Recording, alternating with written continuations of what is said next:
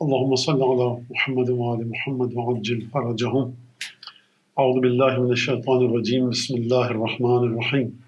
الحمد لله الذي جعل الحمد مفتاحا لذكره وسببا للمزيد من فضله ودليلا على آلائه وعظمته، والصلاة والسلام على عبده وأمين وحيه وخاتم رسله سيدنا ومولانا بالقاسم محمد. اللهم صل على محمد وعلى أهل بيته الطيبين الطاهرين الذين أذهب الله عنهم الرجس وطهرهم تطهيرا. اللهم صل على محمد وعلى محمد واللعن الدائم على أعدائهم أجمعين. أما بعد، فقد قال الله الحكيم في كتابه المجيد: أعوذ بالله من الشيطان الرجيم وجعلنا منهم أئمة يهدون بأمرنا لما صبروا وكانوا بآياتنا يوقنون. قرآن مجید میں پروردگار عالم امامت کے بارے میں بڑی مختصر سی آیت میں ایک بڑے اہم موضوع کی جانب، بڑے اہم مسئلے کی جانب پروردگار عالم اشارہ فرما رہا ہے۔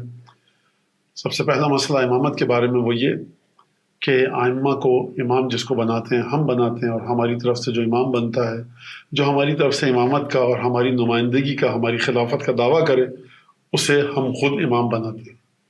وَجَعَلْنَا مِنْهُمْ أَئِمَّةً، ان کی خصوصیت اور صفت کیا ہے؟ يَهْدُونَ بِأَمْرِنَا، یہ ہمارے امر کے ذریعے ہدایت کرتے ہیں۔ لَمَّا صَبَرُوا، ان کی خصوصیت اہم ترین صبر ہے۔ وَكَانُوا بِآيَاتِنَا يُوقِنُونَ، اور دوسری خصوصیت جو بیان فرمائی پروردگار عالم نے، وہ پروردگار عالم کی تمام نشانیوں کی جانب اور تمام کی تمام نشانیوں پر اس طرح کے ائمہ کا مکمل یقین اور ایقان ہے۔ یہ عشرہ جو آپ کے سامنے پیش کیا جا رہا ہے، یہ تیسرا عشرہ ہے محرم کے مہینے کا، ایام اعضاء کا۔ پہلا عشرہ گزر چکا، دوسرا عشرہ گزر چکا، یہ تیسرا عشرہ۔ تو ظاہر سی بات ہے کہ اس عشرے کے اندر جو خصوصیت ہے وہ یہ ہے کہ کربلا کے واقعے کے بعد کے جو اثرات ہیں اور کربلا کے واقعے کو جس طرح سے اس عشرے میں بیان کیا گیا، یہ جو میں نے لفظ استعمال کیا، بیان کیا گیا، تو یہ کہاں پر یہ واقعہ ہوا اور کس نے اس کام کو انجام دیا گیا، اور کربلا کا بیان کب سے شروع ہوا، کربلا کے واقعے کا بیان کب سے شروع ہوا، اور اس کربلا کے واقعے کا جو بیان ہوا اس کے اندر اس آیت کی کیا اہمیت ہے، اور اس واقعے کے بیان میں اس آیت کا کیا کردار ہے، اس آیت کا محل وقوع کیا ہے کربلا کے واقعے کے بیان کے سلسلے میں۔ اور پھر امام سجاد علیہ الصلوۃ والسلام کے جو عشرہ، یہ جو موضوع رہے گا وہ امام سجاد علیہ الصلوۃ والسلام کے حوالے سے رہے گا۔ اس میں زیادہ تر اس امام مظلوم کے بارے میں گفتگو کی جائے گی، یعنی کوشش کروں گا کہ امام سجاد علیہ السلام کے بارے میں گفتگو کی جائے۔ تو یہ دو باتیں کہ کربلا کے واقعے کو بیان کس طرح سے کیا گیا۔ ظاہر سی بات ہے کہ کربلا کے بارے میں مختلف تفسیریں ہیں، مختلف لوگ اپنا جو ان کا نقطہ نظر ہے، زاویہ نگاہ، اپنی اپروچ ہے، اس کے مطابق کربلا کے واقعے کے بارے میں گفتگو کرتے ہیں۔ لیکن سب سے پہلا جو واقعہ کربلا کے واقعے کا جو بیان ملتا ہے، وہ ایک بیان ملتا ہے ائمہ کی ان فرامین میں، ارشادات میں، کہ جو واقعہ کربلا سے پہلے بیان کیے گئے، اور ایک اور بیان جو ملتا ہے وہ واقعہ کربلا کے بعد۔ سب سے پہلا بیان جو ہمیں ملتا ہے واقعہ کربلا کے سلسلے میں، وہ جناب زینب سلام اللہ علیہ کا ہے، کہ جہاں پر آپ نے امام سجاد کو تسلی دیتے ہوئے یہ بیان فرمایا 11 محرم کی صبح، کہ جب آپ نے دیکھا کہ امام سجاد اپنے بھائیوں، چچا زاد بھائیوں کے اور پدر گرامی کے تمام خانوادہ بنی ہاشم، انصار، اعزہ، اقربا، یار و یاور، ان کے لاشوں کو دیکھ کر امام سجاد کے چہرے کا رنگ متغیر ہو گیا ہے، تو جناب سیدہ زینب سلام اللہ علیہ نے کیا فرمایا تھا کہ مالی اراک تجود بنفسک، بیٹا سید سجاد، میں یہ کیا دیکھ رہی ہوں کہ تم پر ایک کرب اور تڑپ رہے ہو، تم ایک تکلیف کا عالم طاری ہے۔ اور پھر جناب زینب سلام اللہ علیہ نے یہ نہیں فرمایا کہ بھتیجے دیکھو، پروردگار پر بھروسہ رکھو، توکل کرو۔ جملہ بڑا عجیب، ان ھذا لعہد، یہ وہ عہد و پیمان ہے کہ جو پروردگار عالم نے، اب اگر جناب زینب کی زبان میں بات کریں، میرے بابا سے، میرے نانا سے، میرے بھائی سے لیا گیا تھا، تمہارے نانا، تمہارے دادا اور تمہارے والد سے لیا۔ اس کے علاوہ ہمیں جناب زینب کا کوئی جملہ وہاں پر نہیں ملتا۔ جب ایک چیز ایک خاتون کے علم میں ہے کہ جو جناب زینب کبریٰ ہیں، اور وہ اپنے ایک بھتیجے کو، جوان سال بھتیجے کو، کہ جس کی عمر اس وقت 20 22 24 سال ہے، تسلی دے رہی ہیں، تو تسلی اس انداز میں دینی چاہیے کہ جو تسلی لینے والے کے لیے قابل فہم ہو، قابل درک ہو۔ آپ فرما رہی ہیں بی بی زینب کہ یہ وہ عہد و پیمان ہے، یہ وہ معاہدہ ہے جو خدا نے تمہارے نانا، والد اور میرے والد اور نانا اور بھائی اور تمہارے دادا اور تمہارے چچا سے لیا تھا۔ یعنی اگر اس جناب زینب کے حوالے سے گفتگو کریں تو یہ الفاظ کہ میرے جد، میرے والد اور میرے بھائی، جناب سید سجاد کی طرف دیکھ کر ہم بات کریں تو تمہارے والد امام حسین، تمہارے نانا یعنی رسول اللہ، اور تمہارے جد اور دادا یعنی علی مرتضیٰ۔ اس کا مطلب ہے کہ جناب زینب علم میں اضافہ نہیں فرما رہی ہیں یہاں پر، بلکہ یادآوری اور یاد دہانی ان چیزوں کی کہ جس سے جناب امام سجاد علیہ السلام بخوبی واقف ہیں، کیونکہ اگر واقف نہ ہوں تو اس جملے کا استعمال یہاں پر بے معنی ہو جائے گا۔ جب ہم کسی گھر تعزیت کے لیے جاتے ہیں اور پھر اس سے گفتگو کرتے ہیں تو ہم کیا کہتے ہیں کہ بھائی صبر کیجئے، ماشاءاللہ سے کربلا میں دفن ہوئے، شب جمعہ نصیب ہوئی، فلاں آیت اللہ نے نماز پڑھائی، امام حسین کے حرم کا طواف۔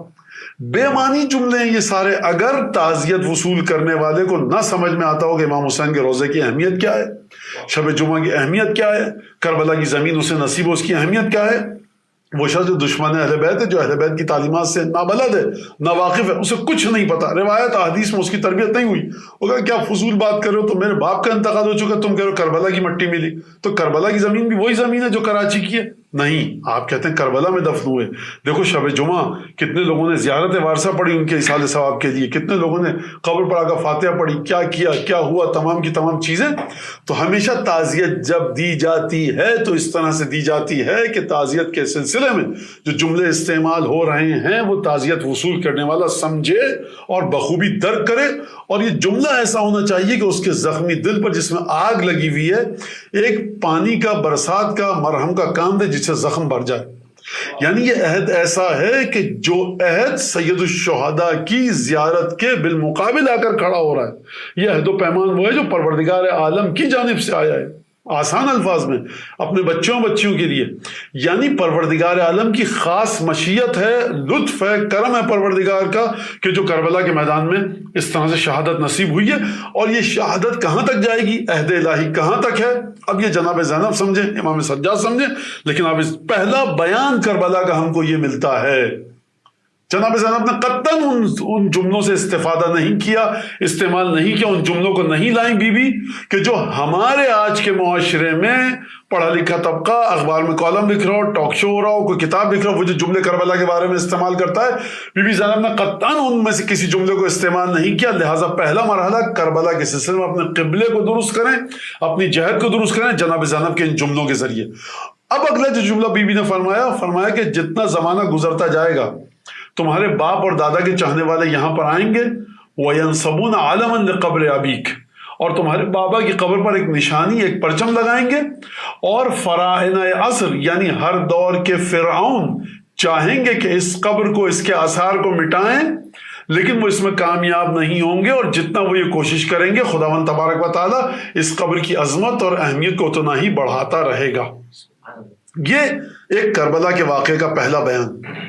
اب ہم آتے ہیں اس آیت کی طرف کہ ہم امام سجاد علیہ السلام کے لیے مسلسل جو ایک جملہ استعمال کرتے ہیں، بیمار امام، ہمارا بیمار امام، قرآن کے مطابق، حدیث کے مطابق، امیر المومنین رسول خدا جناب سیدہ امام حسن امام حسین علیہ السلام، خود جناب زینب کے مطابق اگر ہم دیکھیں، ان ہستیوں سے سیکھیں جناب سید سجاد کی شخصیت کو، تو ہمیں جناب سید سجاد کی شخصیت میں بجائے یہ، اگرچہ امام بیمار تھے، اگرچہ امام کی طبیعت ناساز تھی، شدیداً بخار میں مبتلا تھے، نقاہت کا شکار تھے، ضعف طاری تھا، کمزوری تھی، حتیٰ جب ایک نیزے تلوار کے سہارے کھڑے ہوئے صدا استغاثہ کو سن کر تو امام سجاد سے چلا نہیں گیا، دوبارہ آپ زمین پر گر گئے، نقاہت کی وجہ سے نہیں چل پائے۔ یہ سب باتیں اپنی جگہ پر، لیکن ہمیں دیکھنا چاہیے کہ حدیث، تعلیمات اہل بیت امام سجاد علیہ السلام کی کس شخصیت کی جانب ہماری توجہ کو مبذول کرا رہی ہیں۔ کربلا کے واقعے میں جو اہم نکتے ہیں، 2-3، شہدائے کربلا، سید الشہداء جناب زینب، امام سجاد، مقام صبر پر ہیں یہ ہستیاں، مقام حمد الہی پر ہیں، مقام شکر پر ہیں۔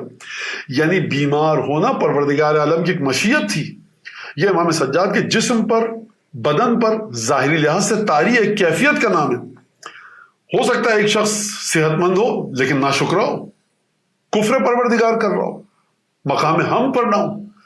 ہم امام سجاد کی جسمانی کیفیت کو دیکھ کر روحانی کیفیت تک پہنچ جاتے ہیں، جبکہ روایات کے مطابق امام سجاد مقام صبر پر ہیں کربلا کے واقعے کے بعد، اور کربلا کے واقعے کے دوران مقام شکر پر ہیں، مقام ہم پر ہیں، اور آسان زبان میں استعمال کروں تبلیغ کر رہے ہیں کربلا کے واقعے کی، جس طرح سے کرنی چاہیے۔ یہ جو آیت میں نے آپ کے سامنے پڑھی سورہ سجدہ کی کہ وَجَعَلْنَا مِنْهُمْ أَئِمَّةً يَهْدُونَ بِأَمْرِنَا لَمَّا صَبَرُوا، یہاں پر ایک مقام صبر ہے۔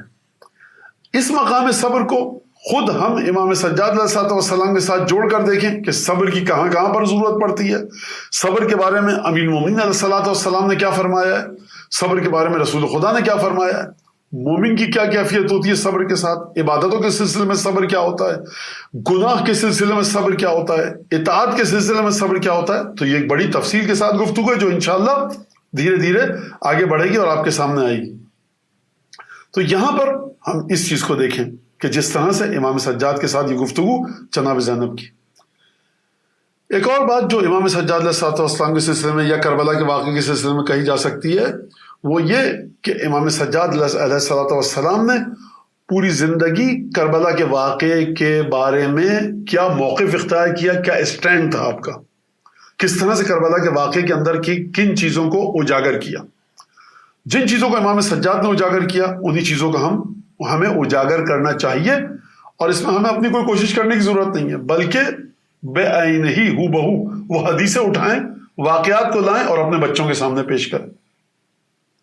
لہٰذا یہاں تک یہ بات ہو گئی۔ اچھا، صبر کے سلسلے میں اگر بات کی جائے تو صبر کے سلسلے میں بہرحال جو یہ مجلس سن رہے ہوں گے، جب یہ مجلس آپ تک پہنچے گی تو کئی دفعہ یہ ہمارے ممبر سے وہاں پر دربار معصومین سے یہ بات کی جا چکی ہے، لیکن یہ کہ بہرحال اس آیت کے سلسلے میں اس حدیث کا ذکر ضروری ہے۔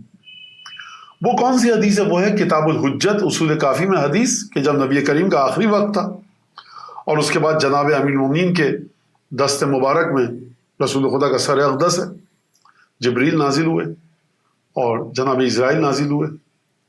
اب مجھے تردید آ رہی ہے، اس وقت شک آ رہا ہے کہ جناب اسرائیل یا میکائیل، بہرحال جناب جبریل تو تھے، اور رسول خدا سے فرمایا کہ یا رسول اللہ آپ علی سے کہیے کہ آپ کے سامنے آ جائے اور آپ کا سر میں اٹھاؤں گا۔ جناب جبریل کہنا آپ کا سر میں اپنے ہاتھوں پر لوں گا۔ امیر المومنین گئے سامنے رسول خدا کے، کہا کہ یا رسول اللہ علی سے کہیے، علی کو خبر دیجئے، اخبر ہو بانتہا کے حرمت اللہ۔ یہ روایت ان روایتوں میں سے ہے کہ ہر عشرے میں پڑھی جانی چاہیے۔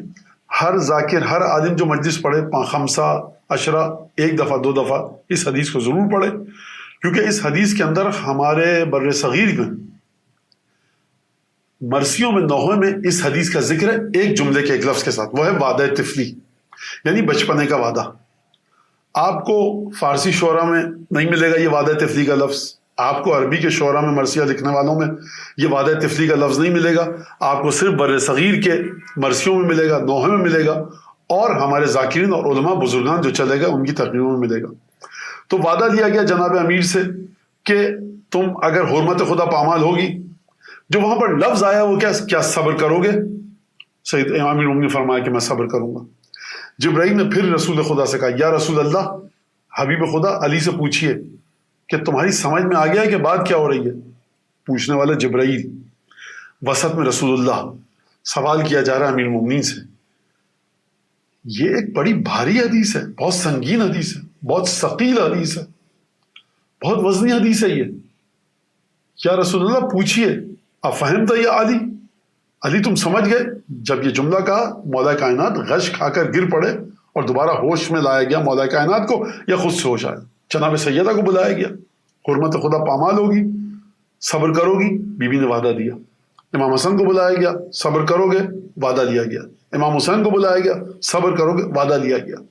تو یہ جو وعدہ لیا گیا پنجتن سے، اور رسول خدا سر فہرست ہیں، امام سجاد وارث پنجتن ہیں، امام محمد باقر وارث پنجتن ہے، حضرت حجت وارث پنجتن ہے۔ یہ کیسے ہو سکتا ہے جو وعدہ صبر کا پنجتن سے لیا گیا ہو، اس وعدے کی میراث اور اس وعدے کی ارث ورثے میں وہ وعدہ امام سجاد علیہ السلام تک نہ پہنچا ہو، جبکہ اس بات کا اضافہ کرتے ہوئے کہ خداوند تبارک و تعالیٰ فرما رہا ہے کہ ہمارے امام جن کو ہم امام بناتے ہیں وَجَعَلْنَا مِنْهُمْ أَئِمَّةً يَهْدُونَ بِأَمْرِنَا لَمَّا صَبَرُوا، ان کی خصوصیت صبر ہوتی ہے، تو یہ تمام کے تمام ائمہ ہمارے مقام صبر پر ہیں۔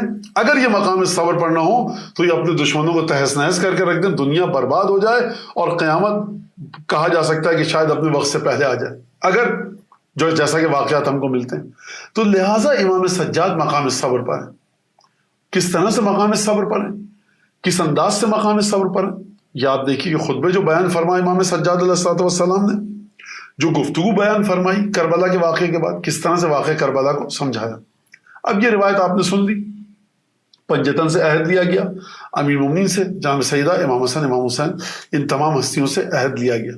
یہ حدیث حصول کافی کتاب الحجت کے اندر یہ حدیث ہے کہ نبی کریم کے رحلت اور شہادت کے حالات میں بالکل جب دنیا سے تشریف لے جانے والے تھے۔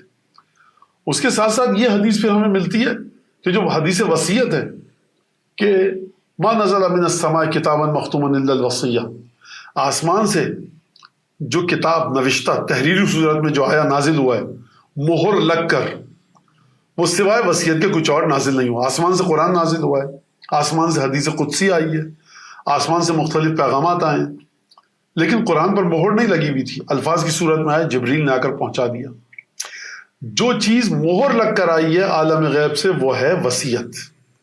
اس کا مطلب یہ ہے کہ نازل کرنے والے یعنی خداوند تبارک و تعالیٰ کو علم ہے کہ اس وصیت میں کیا لکھا ہوا ہے، لانے والے جبرائیل کو بھی علم نہیں ہے کہ اس میں کیا لکھا ہوا ہے۔ اور جب جبرائیل لے کر آئے اس وصیت کو، کہا کہ اے محمد حبیب خدا آپ یہ وصیت دیجئے۔ کہا یہ وصیت کس کے لیے؟ کہا کہ فی اہل بیتک المنتجبین، آپ کے وہ اہل بیت جو منتجب ہیں۔ یعنی کیا مطلب؟ یعنی برگزیدہ بلند مقام ہے جو اہل بیت، ان کے لیے۔ کہا وہ کون ہے؟ کہا علی بن ابی طالب کے اولاد سے جو آپ کی نسل ہے وہ لوگ ہیں۔ 12 مہریں لگی ہوئی تھی اس پر۔ جب نبی کریم تشریف لے گئے دنیا سے رسالت میں، امیر المومنین نے اس مہر کو توڑا، جو لکھا ہوا تھا اس کے مطابق عمل کیا، اور ہر امام نے یہی کام کیا۔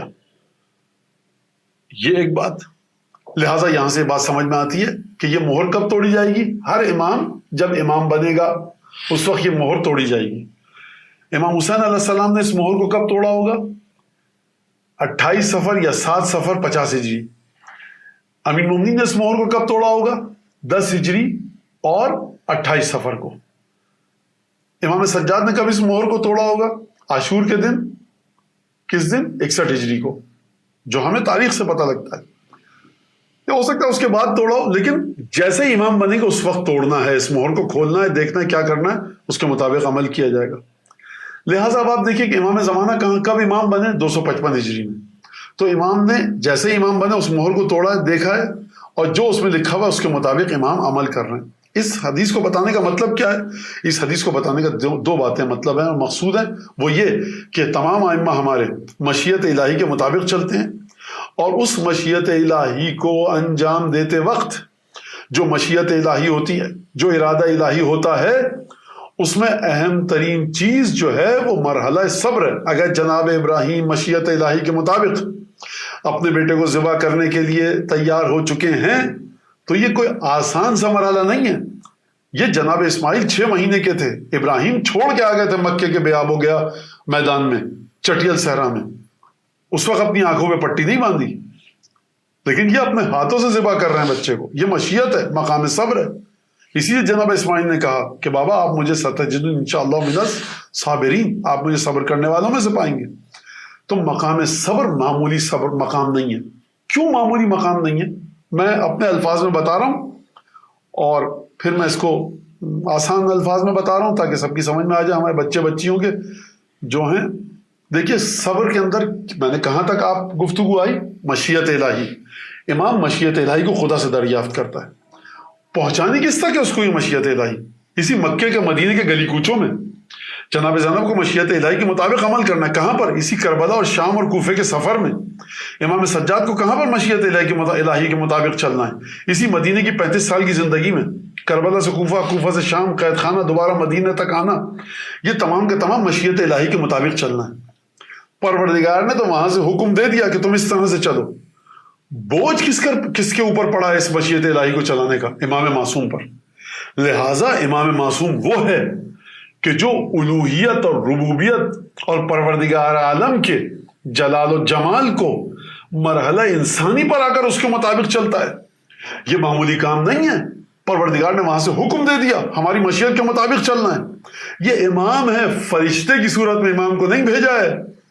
इमाम के बीवी बच्चे भी हैं, इमाम के भाई बहन भी हैं, इमाम के को भूख भी लगती है, इमाम को सर्दी भी लगती है, इमाम को गर्मी भी लगती है, इमाम के बदन पे भूख के आलम में नकाहत भी तारी होती है। इन तमाम कामों के साथ फरिश्तों ने यहाँ पर बोझ नहीं उठाया। परवरदिगार आलम ने अब अगर यहाँ तक आपने समझ लिया कि एक कंधे पर इमाम वक्त के उलूहियत का बोझ है और रुबूबियत का, दूसरे कंधों पर उबूदियत का बोझ है, यानी उलूहियत की मशीयत को लेकर बंदों के सामने खुदा के उसके मुताबिक इमाम को चलना है। ये मजाक नहीं है बिल्कुल भी। इसीलिए कुरान ने फरमाया इन्नमा युवफ़्फ़ास्साबिरून अजरहुम बिगैर हिसाब, क़यामत के दिन साबरीन को उनका अजर दिया जाएगा बगैर हिसाब के। आयत का तर्जुमा बहुत आसान है, लेकिन गलत तर्जुमा किया है मैंने, क्योंकि सही तर्जुमा मैं कर नहीं सकता।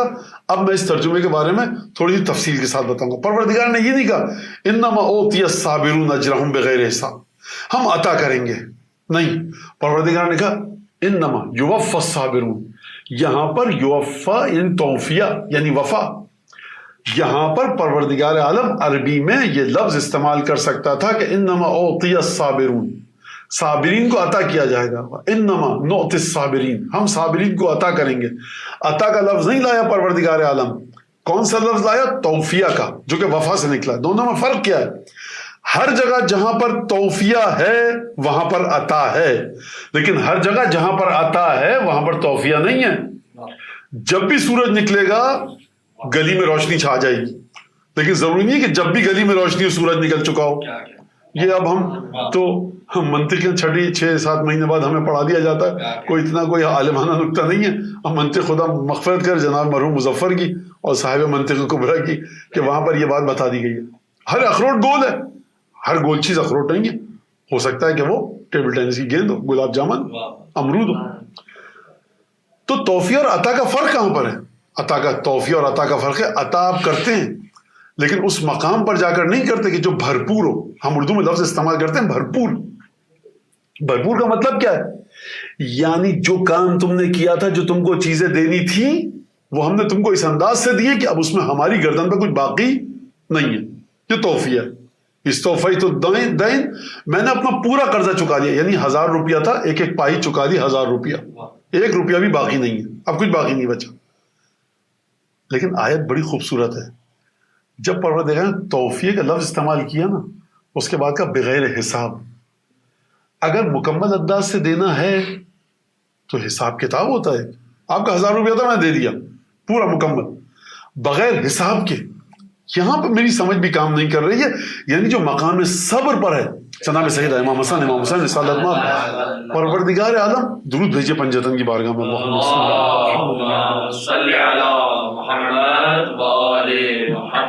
यानी पंजतन को मकाम सब्र पर है। सैयदा सब्र करेंगी, रसूल खुदा आप सब्र फरमाएंगे, अली तुम सब्र करोगे, हसन हुसैन सब्र करोगे। ये सब्र कर रहे हैं। खुदा यहां पर किस साबिर की मिसाल दे रहा है? इस साबिर में हज़रत अबुल फज़ल अब्बास भी हैं, इस साबिर में ज़ुहैर इब्न क़ैन भी हैं। दर्जात मुख्तलिफ हैं, लेकिन एक दफ़ा यहाँ पर सब्र आता है रसूलुल्लाह का, यहाँ पर एक दफ़ा सब्र आता है जनाब ज़ैनब का। तो इनका अजर बिला हिसाब है, और देने वाला जब परवरदिगार हो और वो ये कब बगैर हिसाब के। अब जाकर आप मुफस्सिरीन की आप तफसीर का दर्स नहीं हो रहा, इसलिए मैं इसमें वारिद भी नहीं हो सकता, मैं दाखिल होना चाहता हूँ कि वो जाकर उसकी मुशिकाफी की जाए और उस पर गुफ्तगू की जाए। लिहाजा ये बात समझ ले इंसान क़यामत में कि आइम्मा को जो खुदा अजर देगा वो बगैर हिसाब के देगा, उनके सब्र के हिसाब से। हम और आप सब्र करें, अगर साबिरीन की मंजिल पर आ जाएं, खुदा हमको बगैर हिसाब से देगा। एक दफा जनाब सैयदा से रिवायत कह रही तुम सब्र करोगी, यानी ये वो सब्र है कि हम हर मकाम पर जो सब्र करते हैं पंजतन से मदद मांगकर सब्र करते हैं। शेख तूसी अल्लामा हिल्दी से लेकर और तमाम के तमाम नवाब अरबा ने, उलमा ने, फ़ख्रुल मुहक्किकीन और न जाने मरहूम आगा बुरजर्दी और मुहसिन हकीम और शहीद अव्वल और शहीद सानी, ये सब जो फुक़हा इन्होंने सब्र किया है, वाक़ई सब्र किया। शहीद अव्वल, शहीद सानी, शहीद सालिस बर सगीर में दफन, इन्होंने सब्र किया। खुदा कह रहा है भाई तुम साबिर हो, سب کو ہم بغیر حساب کے صبر دیں گے. یہ وہ ہستیاں ہیں جو امیر المومنین کے صبر سے اپنا رزق لے کر صبر کرتی ہیں. تو جن کو رزق مل رہا ہے ان کو کہہ رہا. تو آپ یہ بتائیے جو رزق کا صبر بانٹ رہا ہے اس کا اجر کہاں پر ہوگا؟ یہ آپ دیکھیں, یہ اس صبر کے مقام کو امام سجاد علیہ السلام نے طے کیا. اور میں بہت آسان اور سادہ الفاظ میں بات کروں, ہمارے یہاں یہ بہت ایک چیز آ رہی ہے, وہ کیا ہے کہ, اور یہ کوئی شاعر سن رہا ہے, کوئی نوحہ خوان سن رہا ہے تو میری اس بات پہ توجہ کرے کہ ہر عشرے میں جہاں نوحہ پڑھتا ہے وہ کوئی نہ کوئی نوحہ ایسا پڑھے جس میں امام حسین کی, ان کے اصحاب کی پیاس کا ذکر ہو, امام حسین کے زخموں کا ذکر ہو, امام حسین علیہ السلام کو جو نیزوں کا زخم لگے ان کا ذکر ہو, کیونکہ روایت میں یہ ذکر آیا, پیاس کا ذکر ہو, تربت قبر سید الشہداء کا ذکر ہو, کیونکہ امام سجاد علیہ السلام نے ان تمام چیزوں کو اجاگر کیا. دیکھیے یہ ایک بیٹا باپ کے بارے میں ذکر نہیں کر رہا, بلکہ امام وقت ایک ایسی قربانی کے بارے میں ذکر کر رہا ہے کہ جو جہاں پر صبر اور شکر کے آخری مرحلے پر ہیں سید الشہداء. خلاصہ پنجتن ہے. پنجتن کے بارے میں ہم کیا پڑھتے ہیں؟ کائنات میں پنجتن سے بڑھ کر کوئی نہیں ہے. کائنات میں یہ اجماعی فیصلہ ہے مسلمانوں کا. اب ہمارا عقیدہ کیا ہے وہ ایک الگ گفتگو ہے. مسلمانوں کا اجماعی فیصلہ یہ ہے, اور اگر نہیں ہے تو ہونا چاہیے قرآن کے مطابق, کہ پنجتن سے بڑھ کر کوئی نہیں ہے کائنات میں. ایک ہے صرف, وہ خود خداوند تبارک و تعالیٰ ہے جو خالق پنجتن. لہذا سید الشہداء نے جس طرح سے قربانی دی امام سجاد ذکر کرنے, ہمیں کیا کہا جاتا ہے؟ بڑی واضح بات کہہ رہا ہوں, اس میں کوئی دو باتیں لگی لپٹی نہیں رکھوں گا. پیاس کو دیکھتے رہے, مقصد کو بھول گئے. تو آپ کو کربلا اگر زیادہ اچھی سمجھ میں آتی امام سجاد اور جناب زینب سے, جناب سیدہ سے, تو بالکل بتائیے, ہم وہاں پہ آ کے آپ سے درس لیں گے. آپ پر وحی آتی ہے تو بتائیے جبرائیل, نبی کریم کے بعد بھی کوئی پیغمبر آیا ہے. آپ 13ویں امام ہیں یا 15ویں معصوم ہیں, بتائیے. نوجوانوں کے ذہنوں کو خراب کیا جا رہا ہے. میں نوجوان بچے بچیوں سے کہوں گا, جب بھی کسی کی بات سنو بس پیاس کو ہی روتے رہنا, مقصد سمجھ لو منحرف آدمی ہے. اور اگر آپ مجھ سے پوچھیں دلیل, میں دلیل سے بات کروں گا, لیکن بچوں کو پیغام دے, جو سن رہا ہے وہ سنے, اس کو اچھی طرح اپنے پلو میں باندھ لیں, اور اپنے کان کے ساتھ فارسی میں کہتے ہیں آویز گوش, یعنی اس طرح سے وہ بندہ لٹکا ہوتا ہے, اس طرح سے کانوں میں اپنے لٹکا لیں اس بات. جہاں کوئی کہے زخم گنتے رہے سید الشہداء کے, مقصد کو بھول گئے. آپ, مجھے خوشی ہوئی بڑی کہ امام باقر سے زیادہ صاحبان علم موجود ہیں شیعوں میں, لیکن ہم امام باقر کی معذرت کے ساتھ حدیث پہ چلتے ہیں. امام باقر علیہ السلام سے روایت ہے, امام سید سجاد سے روایت ہے, امام جعفر صادق علیہ السلام سے روایت ہے, حضرت حجت سے روایتیں آئی ہیں. آپ کہتے ہیں جھوٹ ہے, غلط ہے روایتیں, وہ ایک الگ گفتگو ہے, لیکن 1400 سال سے یہ روایتیں ہمارے پاس آ رہی ہیں. ائمہ نے زخموں کے بارے میں گفتگو کی ہے, کس طرح سے جسد مطہر سید الشہداء پر تمام کے تمام یہ کام اور ظلم کو روا رکھا گیا. جبرائیل علیہ السلام نے آدم کے لیے مصائب پڑھے ہیں تو پیاس کا ذکر کیا ہے. یہ بات میں انشاءاللہ اگلی مجالس میں مزید واضح کروں گا. جب یہ بات کی جاتی ہے کہ پیاس اور مصائب, تو کیا کہا جاتا ہے؟ ایک اور انحراف تو نہیں کہوں گا میں اس کو, لیکن کہوں گا ذرا سا اس میں بے دقتی, بے توجہ کی جاتی ہے. وہ کیا ہے کہ دیکھیے امام سجاد کس طرح سے کربلا کے واقعے کو پھیلا رہے ہیں, امام سجاد کس طرح سے تبلیغ کر رہے ہیں, امام سجاد کس طرح سے ہمیں سکھا رہے ہیں. نہیں سرکار, سکھانے میں تبلیغ میں ایک تسنع ہے. جب آپ سکھاتے ہیں کسی بچے کو جو تتلا کر بات کر رہا ہے, آپ تتلا کر بات کرتے ہیں. جب آپ کسی بچے کو ABCD لکھنا سکھا رہے ہیں, آپ بڑی روانی سے انگریزی لکھتے ہیں, آپ بڑی روانی سے اردو لکھتے ہیں, لیکن پھر آپ بچے کا ہاتھ پکڑتے ہیں. تسنع ہے, بناوٹ ہے, بچے کی سطح پر آنا ہے. آپ کی حقیقی سطح وہ نہیں ہے.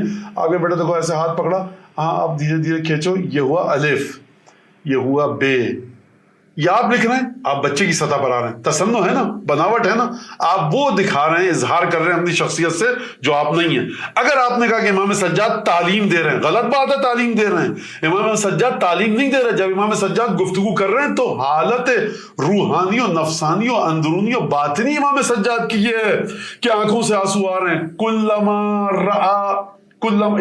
اذا رعا, یہ 30-35 سال تک حالت رہی ہے امام کی. کانا اذا رعا مان, کانا اذا رعا نہرن, کانا اذا رعا طعامن, جب بھی کھانے کو دیکھتے تھے, پانی کو دیکھتے تھے, نہر کو دیکھتے تھے, بکا. جب بھی دیکھتے تھے, ایک دفعہ کا ذکر نہیں ہے کہ جا رہے تھے ایک دفعہ دیکھا تو گریہ کیا. جب بھی نہر کو دیکھتے تھے گریہ کرتے تھے, جب بھی کھانے کو دیکھتے تھے گریا کرتے تھے، جب بھی پانی کو دیکھتے تھے کوزے میں کسی برتن میں پینے کے لیے وضو کے لیے گریا کرتے تھے۔ کیا مطلب؟ اس کو ہمارے یہاں کہتے ہیں، ہم طالب علموں کی زبان میں قم نجف کی تداعی معانی۔ کیا مطلب تداعی معانی؟ کیا مطلب تداعی معانی کا مطلب کیا ہے؟ تداعی معانی کا مطلب یہ ہے، سمجھیے بات کو، یہ فضول لوگوں کی باتوں پر کان مت دھریے، غلیظ پانی مت پیجیے سڑک سے اٹھا کر، آب زمزم اور آب کوثر جب آپ کو دیا ہوا ہے حدیثوں کی صورت میں وہاں سے پیجیے آپ۔ یہ بناوٹ ہے، یہ تعلیم میں بناوٹ ہے۔ امیر المومنین تداعی معانی کے ساتھ منتقل ہونا۔ سنیے، امیر المومنین ایرانی آ گئے تھے کوفے میں، مولا جب کوفے میں گئے تو ایرانی آ چکے تھے، کوئی خوشی کا دن تھا، وہ فالودہ لے کر آئے۔ انہوں نے کہا یہ کیا ہے؟ کہا کہ فالودج، جو معرب اس کی عربی بنائی فارسی کی، یہ فالودہ ہے مولا، ہم کھاتے ہیں۔ کہا یہ کیا ہے؟ کہ خوشی کے موقع پہ کھاتے ہیں۔ کہا کہ کیا میٹھا ہوتا ہے، یہ ہوتا ہے، ایسی چیزیں۔ اب کوئی صاحب کہیں گے مولا کو تو پتہ تھا، علم غیب تھا، یہ ایک الگ گفتگو ہے، اور سب جانتے ہیں کہ امام ہمیشہ علم غیب کے مطابق گفتگو نہیں کرتے، امام اپنے آپ کو عام زندگی میں بشریت کے مطابق رکھ کر گفتگو کرتے۔ کہا کہ میں نہیں کھاؤں گا۔ کہا کیوں مولا آپ کے جان؟ کہا کہ خاف ان لا الحق بحبیب رسول اللہ، مجھے اندیشہ اس بات کا ہے کہ کہیں میں اپنے بھائی رسول خدا سے جڑنے سے محروم نہ رہ جاؤں، کیونکہ میرے بھائی نے کبھی نہیں کھایا، حرام تھا، نجس تھا، چوری کر کے لایا تھا۔ یہ ہے اس معنی کو زندہ رکھنا، شدت محبت اتنی ہے، اتصال، کہ فرمانا ہے اچھا کون روک سکتا ہے امیر المومنین کو جڑنے سے رسول اللہ سے؟ لیکن محبت اتنی زیادہ ہے، اتنی زیادہ محبت ہے کہ نہیں، اس کا مطلب یہ نہ سمجھے کوئی کہ میں نے اگر فالودہ کھا لیا خدا مجھے جنت میں کہیں رکھے گا رسول خدا کو کہیں نہیں، میری ذات میں اپنے کوئی ایسی چیز نہیں دیکھنا چاہ رہا کہ جو میرے بھائی نے انجام نہ دی ہو۔ یہ شدت ہم سمجھ ہی نہیں سکتے۔ مزید اس کو آسان کروں، آسان سے مطلب 14 سال کے اس وقت کھینچ کر لے آؤں۔ امام صادق سے راوی کہتا ہے ابن مسعود آپ یہ سب کھا رہے ہیں، خلاصہ کر کے پیش کر رہا ہوں روایت کو، آپ یہ سب کھا رہے ہیں، کھانا عام انداز سے آپ کے جد تو جو کی روٹی نمک کے ساتھ کھاتے تھے۔ کہا تھا اس وقت اس طرح سے تھا، اب معاشرہ اس طرح سے، ہم اب بھی معاشرے کے غریب ترین، مفلس ترین اور ادنا ترین، نچلے ترین شخص کے مطابق اپنی زندگی گزارتے ہیں، تو ہم اپنے انداز سے گزار رہے ہیں، اس طرح سے نہیں گزار رہے۔ تو ہمارے جد اس لیے گزارتے تھے، ہم اس لیے گزار رہے ہیں۔ اور میں اپنا جملہ اضافہ کروں، وہ امام المسلمین تھے، رئیس مملکت تھے، حکومت کے سربراہ تھے، اور بہت سی چیزیں ایسی تھیں جو ہر امام کو ہر زمانے میں انجام دینی پڑتی ہیں، آسان الفاظ میں۔ لیکن جب ہمارا 12واں آئے گا تو وہ ہمارے جد امیر المومنین کی سیرت پر چلے گا، وہی کھانا کھائے گا، وہی کپڑے پہنے گا۔ یعنی امام زمانہ کب آئیں گے مجھے نہیں پتا، 2024 میں، 25 میں، 30 میں، 4030 میں، دنیا کہاں پہنچ چکی ہوگی، لیکن زندہ جو کریں گے حضرت حجت سلام اللہ علیہ، وہ امیر المومنین کے زندگی کے عادات و اطوار کو۔ اس کا مطلب کیا ہے؟ اس کا مطلب ہے کہ ہم اپنی کیا بات کریں، امیر المومنین سے محبت ہے، حضرت حجت کو اتنی محبت ہے کہ وہ کہہ رہے ہیں، میں ایک عام سے الفاظ میں بات کروں، خدا کی مشیت اور اذن حکم ہے کہ علی بن ابی طالب کی طرح تم کپڑے پہنو، علی بن ابی طالب کی طرح تم کھانا کھاؤ، یعنی امام حسن عسکری کی طرح کیوں نہیں، امام حسین۔ تو یہ ایک شدت تعلق ہے، لہٰذا امام سے سکھانا چاہ رہے ہیں۔ امام باقر علیہ الصلوۃ والسلام مدینہ کی گلی سے گزر رہے ہیں، نخلستان سے، بچے کھیل رہے ہیں، 4-5 سال کے بچے بچیاں بھاگ رہے ہیں، دوڑ رہے ہیں، جو بچوں کی عادت ہوتی تھی۔ امام کی آنکھوں میں آنسو، اپنا رسول اللہ کیا ہوا؟ یہ کہا یہ بچے دوڑ رہے ہیں کیا؟ کہا کہ نہیں، میرے ذہن میں وہ آ گیا کہ جب ہمارے خیموں میں آگ لگی تھی ہم اسی طرح سب نکل کے بھاگے تھے۔ یہ تعلیم نہیں ہے عزیزان گرامی، یہ تسنن نہیں ہے، بنا امام سکھانا چاہ رہے ہیں، ہم کو بتانا، نہ قطن نہیں۔ جب امام سجاد پانی پی رہے ہیں، عام مومنین، مجھے بتایا عام مومنین نے جو غیر معصوم ہے، جو یہ 2020 اور 1998 اور 95 کی بات کر رہا ہوں کہ مولانا عصر عاشور کا ٹھنڈا پانی پیتے ہیں، حلق میں پانی پھنس جاتا ہے، نہیں پیا جاتا۔ یہ کون ہے؟ مجھے آپ جیسا ایک عام مومن ہے کہ جو گناہ کرتا ہے، جو غیر معصوم ہے، جس نے امام، جس کی رگوں میں شاید امام کا خون شامل نہیں ہو، جو بعد میں، جس نے تبدیلی مذہب کی، بعد میں اہل بیت کے راستے پر آیا، وہ کہہ رہا ہے چھو لگ جاتا ہے، نہیں پیا جاتا، آنکھوں سے آنسو بہنے لگتے ہیں۔ یہ عجیب بات ہے۔ عالم کا ذکر ہے، کہنا کربلا میں ہم تھے فاقہ شکنی کے وقت، گرمی بہت تھی، میں گیا کہ فاقہ شکنی کے لیے، تو وہ برف خرید کر لایا اور جھبیا میں پلاسٹک کی ٹوکری میں برف تھی. جو واقعہ مجھے پتہ لگا، جو بتایا ہے، انہوں نے حضرت حجت کو یا رسول اللہ کو دیکھا کہ تم اس وقت برف لے کے جا رہے ہو اور حسین کے بچے پیاسے ہیں. یہ کب کی بات ہے؟ یہ 180 سال پہلے کی بات ہے. اچھا رسول خدا مجھے کیوں نہیں نظر آئے؟ آپ کا نہیں پتا، سننے والوں کا، لیکن اور کسی کو نظر کیوں نہیں آتے؟ رسول خدا ایک عالم غیب کا خزانہ ہے، ہر ایک کے سامنے اپنے وجود کا اظہار تھوڑی کریں گے. وہ عالم، وہ مجتہد، وہ فقیہ اتنا زیادہ ڈوبا ہوا ہے عشق آل رسول میں اور پنجتن کے عشق میں کہ اس کو رسول خدا آ کر کریں گے عصر کا وقت ہے، فاقہ شکنی کر رہے ہو، سادے پانی سے کرو، اس وقت حسین کے بچے پیاسے ہیں. یہ ہر ایک کا تو یہ شدت تعلق ہے. اب آپ مجھے بتائیے کہ شدت تعلق کیا ہوگا جناب سید سجاد کا؟ اس شدت تعلق کے ساتھ امام نے خطبے دیے، اس شدت تعلق کے ساتھ امام سجاد علیہ الصلوۃ والسلام نے ان تمام ذمہ داریوں کو نبھایا ہے. تو یہ معمولی، یہ ہے وہ مقام صبر. وَجَعَلْنَا مِنْهُمْ أَئِمَّةً يَهْدُونَ بِأَمْرِنَا لَمَّا صَبَرُوا. یہ جب صبر کرتے ہیں، ہم نے ان کو خصوصیت صبر ہے. قرآن فرما رہا ہے صابرین کو قیامت میں بھرپور انداز میں اجر دیا جائے گا بغیر حساب کے. تو یہ سید سجاد علیہ الصلوۃ والسلام. اور عظمت کیا ہے، مقام کیا ہے کہ جب گزرے ہیں قتل گاہ سے امام سید سجاد علیہ الصلوۃ والسلام، لاشوں کو دیکھا تو ایک دفعہ لاشوں کو دیکھ کر چہرے کا رنگ متغیر ہوا امام کے، اور غم کی کیفیت ہوئی. عزیزان گرامی، بڑا عجیب مرحلہ ہے. میں انشاءاللہ اگر توفیق ہوئی اور یاد رہا تو اگلی مجالس میں اس بات کے اوپر گفتگو کروں گا کہ ایک دفعہ ایک مقام پر جناب زینب نے امام سجاد کی ڈھارس بندھائی ہے، اور ایک اور دوسرے مقام پر امام سجاد نے جناب زینب کی ڈھارس نہیں بنائی، جلال کو کم کرنے کی درخواست کی ہے. امام وقت ہیں اور کہہ رہے ہیں پھوپھی اماں آپ اپنے جلال کو کم کیجئے. یہ جملہ نہیں ہے، جملہ دوسرا ہے، لیکن وہاں پر اس سے یہ نکل کے آتا ہے، اندیہ ملتا ہے. تو آپ دیکھ رہے ہیں کہ یہ وہ مرحلہ، یہ وہ ہستیاں ہیں، اور کس مقام پر ہیں. تمام لاشوں کو دیکھا، ایک دفعہ سید سجاد کی آنکھوں سے آنسو گویا کے بہنے لگے اور چہرے کا رنگ متغیر ہوا. جناب زینب نے جو جملہ استعمال، مالی اراک تجود بنفسک یا بقیت جدی و ابی و اخی، کیا ہے بیٹا سید سجاد جو میں تم کو اس طرح سے دیکھ رہی ہوں؟ مجھے یہ بتائیے کہ جناب زینب کی نگاہوں کے سامنے 2 بیٹے، 18 بنی ہاشم کے نوجوانوں کی لاشیں، لیکن سلام و جناب زینب کے قلب صبور پر کہ فرمائیں بیٹا سجاد ذرا آرام سے رہو. یہ وہ عہد ہے جو خدا نے تمہارے باپ، دادا اور بھائی، تمہارے چچا اور والد کے ساتھ کیا تھا. یہاں پر حرم بنے گا، یہاں پر زائر آئیں گے، یہاں تمہارے والد کے فضائل بیان ہوں گے. میں اپنے الفاظ کے اضافے کے ساتھ بیان کروں.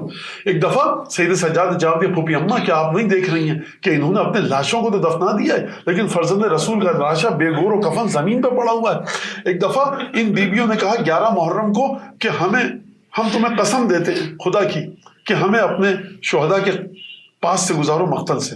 عصر عاشور کے بعد سے ہم نے اپنے شہداء کے لاشوں کو نہیں دیکھا ہے. عزیزان گرامی، یہ طریقہ ہے دنیا کا کہ جب کسی کا شوہر، باپ، بھائی مر جائے، کوئی عزیز مر جائے تو آخری دیدار کراتے ہیں.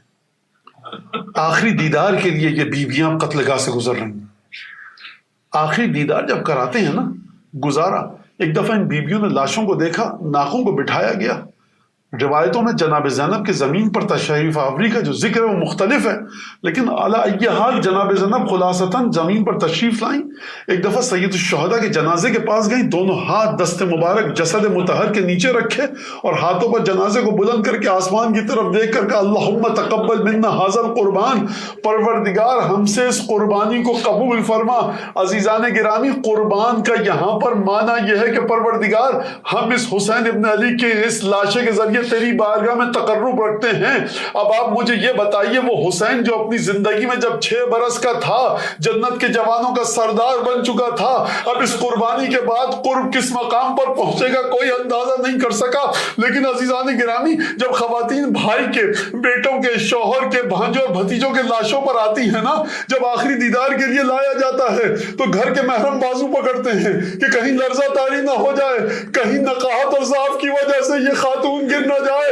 مجھے یہ بتائیے کہ حسین ابن علی کے لاشے پر جناب زینب تشریف لائی ہے لیکن کوئی محرم شادہ پکڑنے والا نہیں. ہاں کہا گیا امیر بیویاں اپنے لاشوں سے ہٹ نہیں رہی. کہا دیکھ کیا رہے ہو, تمہارے ہاتھوں میں تعزیانے موجود ہیں. میں کہوں گا بیوی وہ مکے اور مدینے کی رخصت تھی کہ جب علی اکبر نے ہاتھ پکڑا ہوگا, حسین نے بایاں ہاتھ پکڑا ہوگا, محمل کے پردے کو فضا نے ہٹایا ہوگا. یہ 11 محرم کی رخصت ہے, تعزیانے ہیں, دختران رسول خدا ہیں. الا لعنت اللہ علی القوم الظالمین. وسيعلم الذين ظلموا أي منقلب ينقلبون. اللهم كن لوليك الحجة ابن الحسن صلواتك عليه وعلى آبائه في هذه الساعة وفي كل ساعة وليا وحافظا وقائدا وناصرا ودليلا وعينا حتى تسكنه أرضك طوعا وتمتعهم فيها طويلا. پروردگار اس مجلس کو منعقد کروانے میں اور دیکھنے والوں تک, سننے والوں تک پہنچانے میں جن لوگوں نے جس طرح سے بھی محنت کی ہے, زحمت کی ہے, ہمارے برادران, یہ نوجوان بچے انہوں نے محنت کی ہے, یہ جو سب سلسلہ ہوتا ہے سارا, پروردگار تجھے قسم دیتے ہیں جناب زینب اور امام سجاد کی کہ ان دونوں ہستیوں کے طفیل ان کی توفیقات میں اضافہ فرما. جو لوگ اس وقت اس فرش اعضاء پر موجود ہیں ان کے دلوں میں کوئی حاجت ہے, کوئی کسی مشکل پریشانی میں گرفتار ہے, پروردگار شہداء کربلا کے صدقے میں, سید الشہداء کے خانوادے کے صدقے میں, سید الشہداء کے یتیم بچوں کے صدقے میں ان کی مشکلات کو دور فرما, ہر مشکل سے نجات دلا. حضرت حجت کی بارگاہ میں اس مجلس کو شرف قبولیت سے سرفراز فرما. حضرت حجت کے لیے اس مجلس کو باعث تعزیت و تسلیت قرار دے. اللهم تقبل منا انك انت السميع العليم وتب علينا انك انت التواب الرحيم. اللهم صل على محمد وعلى محمد وعجل فرجه.